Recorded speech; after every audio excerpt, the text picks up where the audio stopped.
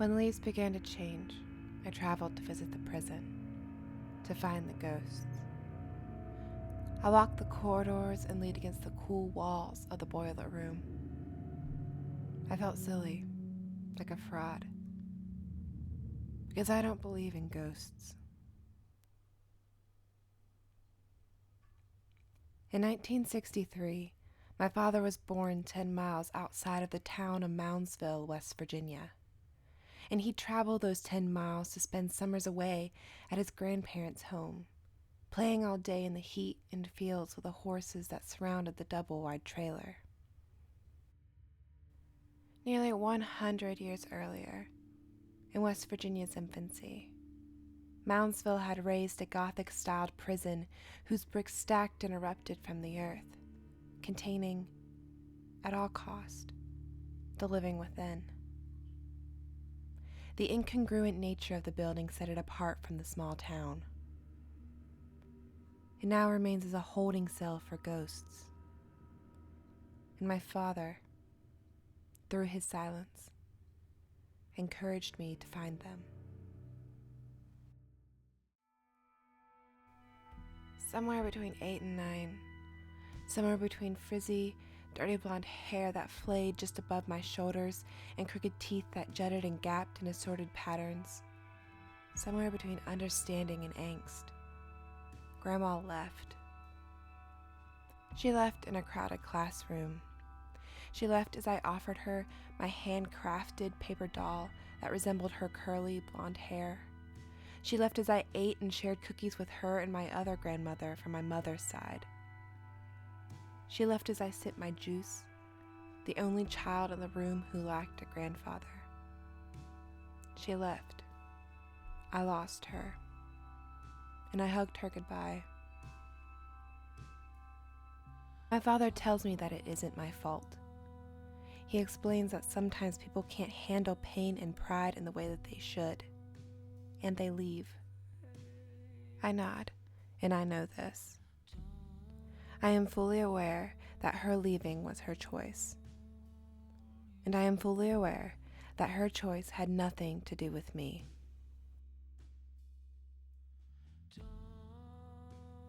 That her leaving and her reasoning completely and purposefully avoided the inclusion of my person in her decision. The tour guide at the West Virginia State Penitentiary shuttled my group through the concrete hallways and explained that, resulting from the divorce of the state from Virginia, this prison was rendered a necessity. Due to the secession in 1863, the state lacked any of its own institutions, including prisons. For the next few years following the separation, county jails couldn't hold their prisoners, and convicts fled and escaped their jail cells while citizens petitioned for the construction of a stronger, more efficient prison system. And in 1865, when 9 inmates escaped, the need for the penitentiary came to surface, and thus the structure discovered its foundation. My father doesn't remember his mother's emotional presence in his life, or if it even existed. She was there, physically, but he recalls long hours of her trapped in her bedroom, sedated by Harlequin romance novels, lost in an attempt to escape to a romance that she truly wanted, while her husband led his single life. He tells me that she must have enjoyed the stories she read, because apart from them, she hardly found time to spend with him. It wasn't until he left for college that my grandfather left his family to be with another, to be free, to be alone. Grandma replaced her novels with constant tears and sleep. For months, she lay in her bed, hidden within the sheets. So my father came home to support her and himself, and he worked long hours so that she could survive, so that they could survive. Eventually, my grandmother found her feet again and left her bedroom behind for good. and she found her way into the world again and into the arms of another man who loved her and promised to care for her. He came with a pre-packaged family of his own that allowed her to forget hers. So on their wedding day, my mother, Dad's fiancée at the time, sat in the church pews and watched in the audience the endless amounts of photographs that included family. Just not my mother. Apparently, during the summer of 1866, the state fashioned a temporary wooden prison to house the future inmates of the penitentiary. The tour guide had led us into the cold viewing room and introduced us to Old Sparky, the prison's electric chair. The small, circular chair that I was sitting on was uncomfortable, and I adjusted myself within my seat. They used these inmates, he went on to say, as free labor to build their future imprisonment. With each hand-cut sandstone brick, with each stack of block, they built their own cells, and they built their own bars. 10 years later, the exquisite tower's formation was completed, and the doors were opened for the first time to house the anger, the rebellion, and the pain of those who were destined by the court to live out the rest of their lives inside it.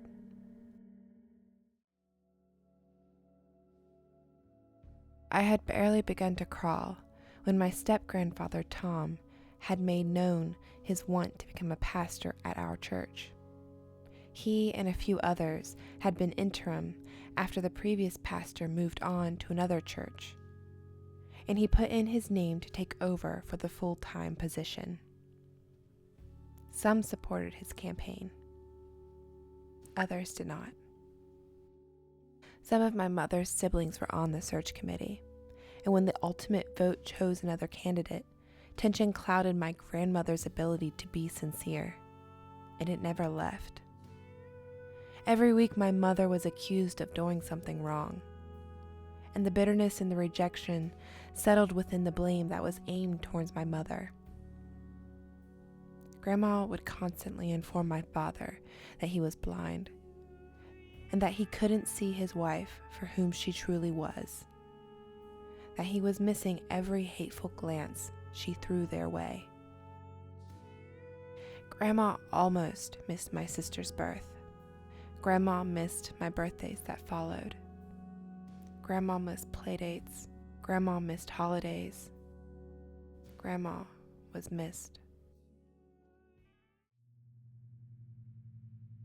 After we arrived at the prison's main hall, the guide told us that once the prison became operational, inmates were required to hold jobs within the compound to save on upkeep costs.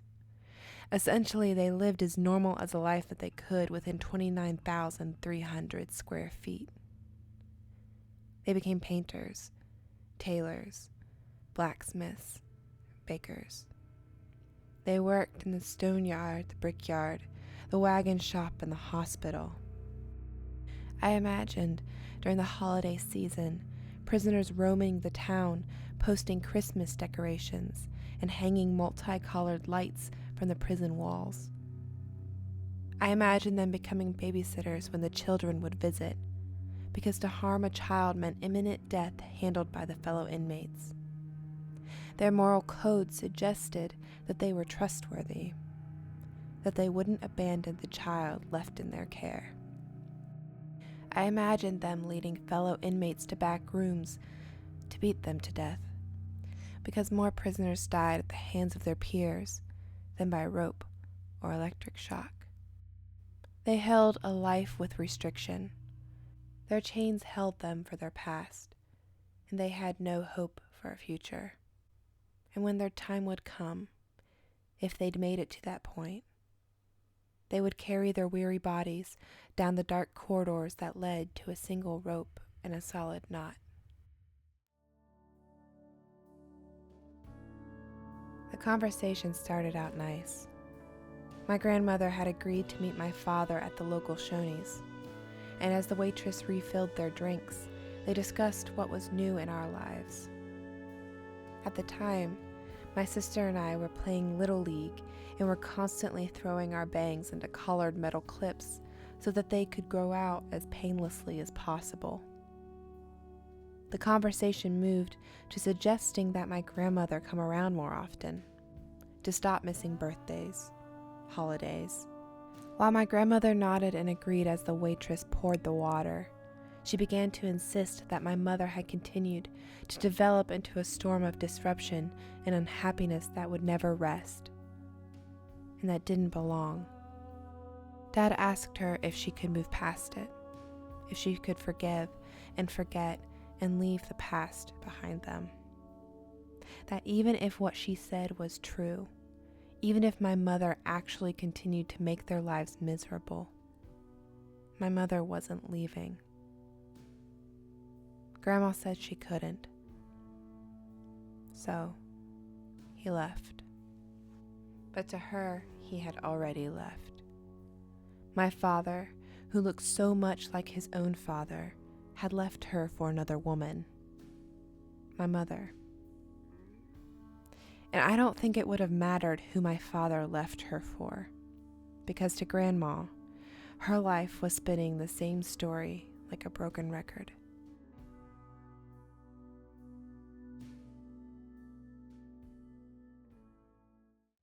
The kitchen in the prison was dark and filled with dust and broken glass.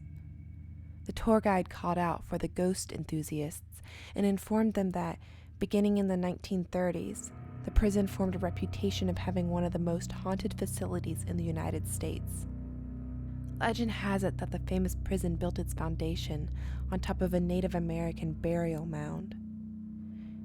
And with that history already defining the town, right down to its name, it wasn't too much of a stretch to assume that this was the case. Multiple inmates saw a shadow man lurking in the hallways, and numerous cold spots were located throughout the entirety of the prison. Phantom inmates who had died in the prison roamed freely, unable to find rest.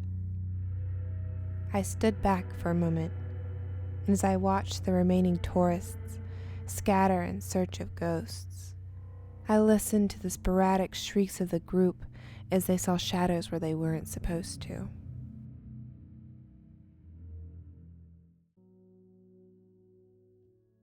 When I was 10, I came home to find a voicemail left on my family's answering machine.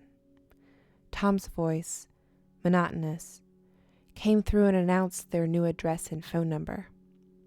For our own records, they called in the middle of the day, when no one was home, to inform us that they had moved away. When I was 14, I attended a church camp the summer after I finished 8th grade.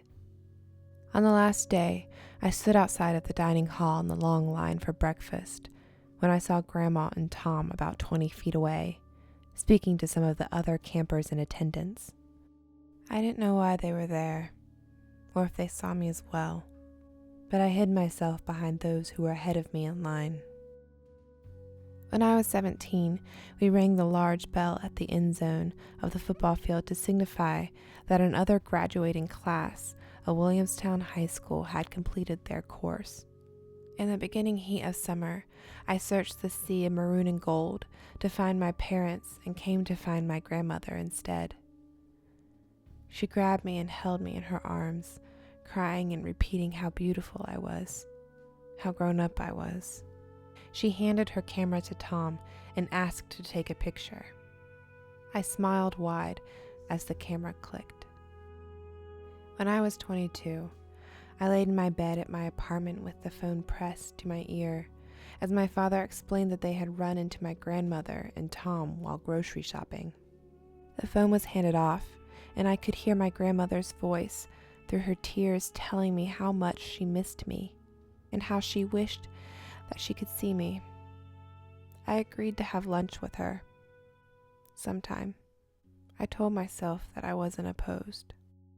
When I was 23, I read the response to my engagement and wondered why I expected anything more. Why I assumed there would be questions, excitement, any interest at all. That is wonderful, May God bless your future together. In that moment, I didn't feel like their granddaughter. I felt like the strangers they saw on Sundays. In the late 80s, the West Virginia Supreme Court ruled that the penitentiary's prison cells were unfit to live in. The minimal square footage was cruel and inhumane, and stuffing 3 prisoners into a 5x7 frame was unacceptable. Thus, in 1995, the prison shut down and the building remained. And when the prison did reopen, it adapted to its remaining spiritual residents and became a touring facility for the paranormal enthusiasts that desperately wished to connect to the past, to glimpse a flicker of something that hinted at what once was. And on each Saturday, the gates would lock willing participants within the prison to hunt what was lost, to seek until dawn the messages they were supposed to find. And for a second, I believed that was what I wanted, to find them, to understand. But I never found the Shadow Man, and I never bumped into the distraught remaining prisoners. I wasn't open to seeing them, and I don't think I ever will be.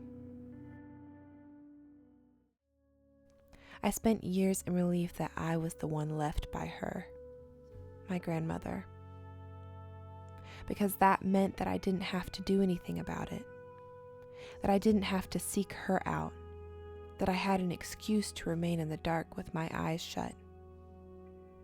Sure, I was willing to ask about her, to learn about her and what happened. I was even willing to throw out feeble attempts at reconciliation, to say that I tried. Because even though she was the one who shut the door, I was the one who locked it. So I've discovered that what we had, what I don't want to find, has been lost. That what's left of our relationship, and all that will ever be left, a wavering memory that I don't want to recover.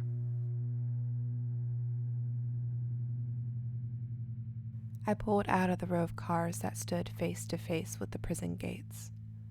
The sun, high in the sky, beamed brightly through the windshield, and the West Virginia State Penitentiary grew smaller in the rearview mirror before disappearing entirely into the earth behind the descending hill.